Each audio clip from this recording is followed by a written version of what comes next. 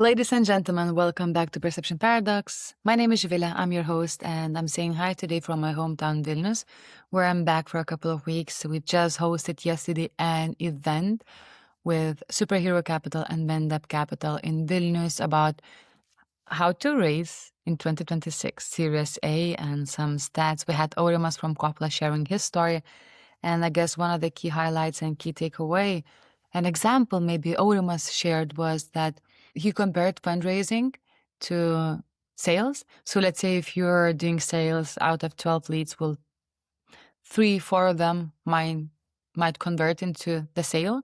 But when it comes to fundraising, you can have 100 conversations with investors and only one closed investment, right? So it really struck me his approach towards building the relationship, connecting with people, networking. That's how I met him actually online on LinkedIn, just connecting, exchanging some knowledge and learnings and I think that's a very great example. So I hope I'm going to welcome him soon on Perception Paradox podcast.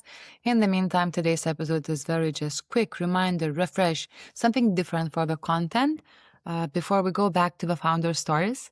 So I've just recently shared on LinkedIn an article about the individual empire. That's kind of the term and the phrase that got used by Gary Vee. And it just kind of perhaps showcase where we've been heading to with the content and communication in the last few years. And that's clearly that company pages and company accounts are performing way lower than the individual accounts.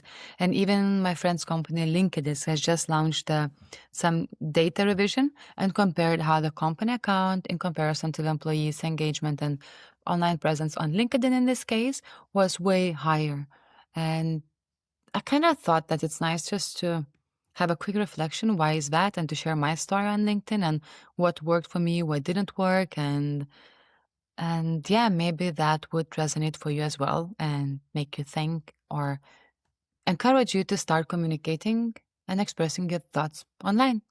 And I started writing on LinkedIn back in 2018. I would share more or less before that if I would have something more important, events, job roles, something from my work, but I've never been really actively creating content up until that year. So in 2018, I found myself in Brussels for ASAP Young Leader Summit, where I represented my home country, Lithuania. And I do recall I found it so fascinating to be surrounded by over 50 nationalities in one room, to have access to such a huge network and to such program that I thought that I want more people, especially young people, to know about such opportunities where you can really elevate your growth. So I'm like, what's the best way to make people know about this? And I'm like, writing, maybe sharing on LinkedIn. That's where the people are hiding. And that's what I did. I wrote my, I think, first LinkedIn blog post. Woohoo! Well, it was scary. Well, back then we had no ChatGPT or anything to proofread, right? So, and myself coming from the society uh, where when I was growing up, it was kind of not cool to make mistakes. And mm, if you know that you don't know it 100%, you will stay silent and so on. So that was part of the journey to unlearn itself, this habit. But so posting something in public without proofreading and then putting all the trust in your skills, well, that was something intimidating back then, which is quite funny right now, I know. And I posted it anyway, and slowly I started creating content. And the reason behind was very simple. It was my first half a year in Denmark, in Copenhagen. And I found it quite difficult coming with a very not ordinary background to find my new employment place. I found it difficult also to figure out what I want from life. So I thought if I share and raise questions and be more visible, that will help me. I wasn't that active, but slowly kind of build up the habit to share occasionally. And during all the years of content creation, I think I started being more active only 3 years ago. What I've learned that there is no one size fits all, and there's, yes, algorithm is also crucial on that, However, if you manage to build up the community around the topics you care, you're gonna grow. And when, for example, a few years back, everyone were creating a text-heavy posts, I recall I kind of myself who is more visual, I'm like, I'm missing some kind of visual. So I started doing the weekly videos about ecosystem news, which I called Friday Fika. And I'm laughing that perhaps it was the beginning of my podcasting career. And it went really well. It was converting, it was bringing me conversations, event gigs. That was brilliant. And later on, I recall there was so much visuals around that I started just doing the text. It worked again. And every time I would see some trend, I would try to do the opposite, and that usually would bring the results. And my main goal was always to inform, to communicate, to educate, sometimes to share good opportunities that I truly believe. And I hope that that's been working so far. But where am I heading to, and what I wanted to share with this quick episode, that the changing landscape. I've just listened to a conversation with Gary Vee, and he was very much putting the highlight on the title Individual Empire. What does that mean? That just a reminder and a clear validation of how our individual content personalized, how our employees' content weights way more than companies, for example, accounts. And I couldn't agree more. I've been working right now on communication, well, definitely over a decade, but let's say even creating my own brands for many years. And what I've noticed, what no matter what, you can have a best brand unless you really share some personalized stuff from the company, then usually it's hard to kick it off. But if you start doing personalized, the CEO type of content, employee type of content, where just sharing your own perspective, that really works. And that it's not only about going viral, that's about actually bonding with your community that cares who is behind the brand. And it's not something new I'm sharing right now. It is more like that I think we're amplifying right now the power and the strength of our individual content. And even LinkedIn is the company that's working with social media and LinkedIn strategists with Geo. They've just shared some insights how we did the testing and compared if the same content is shared through a company account or if the same content is shared through individual employees account. And the results have showcased that employees content win. So I think it's very important to acknowledge that the content game is changing and we shouldn't be afraid to post.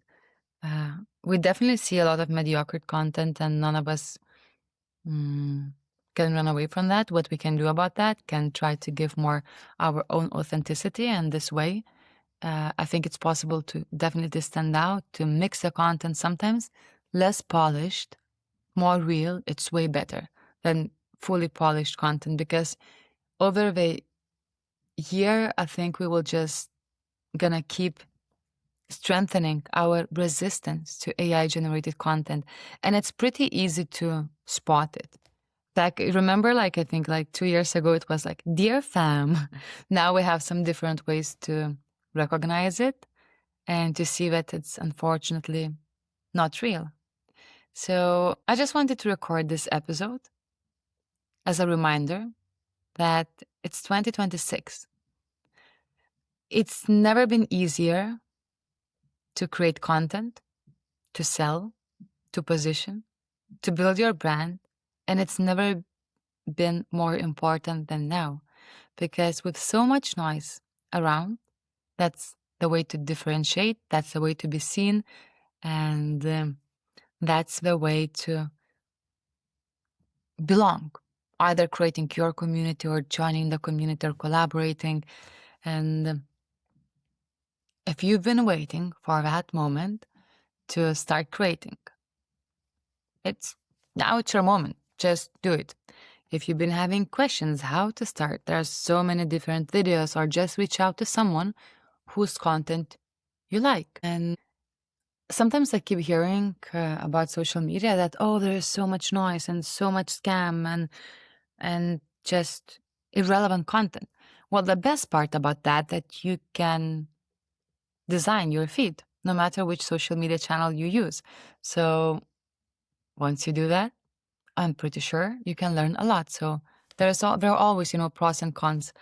And but with that being said, and with all this individual empire and us becoming so independent and individualistic, I would like us all to sometimes pause, step back, and remember that without others, we wouldn't be where we are.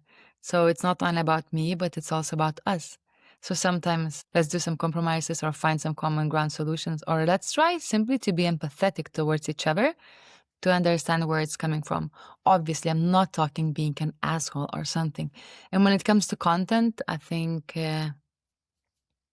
it's all about testing. And for me right now, content is all about simplicity without no fireworks, anything. Simplicity, key message, and value creation. So that's what I think also will be aiming to as well with this podcast. So you can expect some founder stories for sure.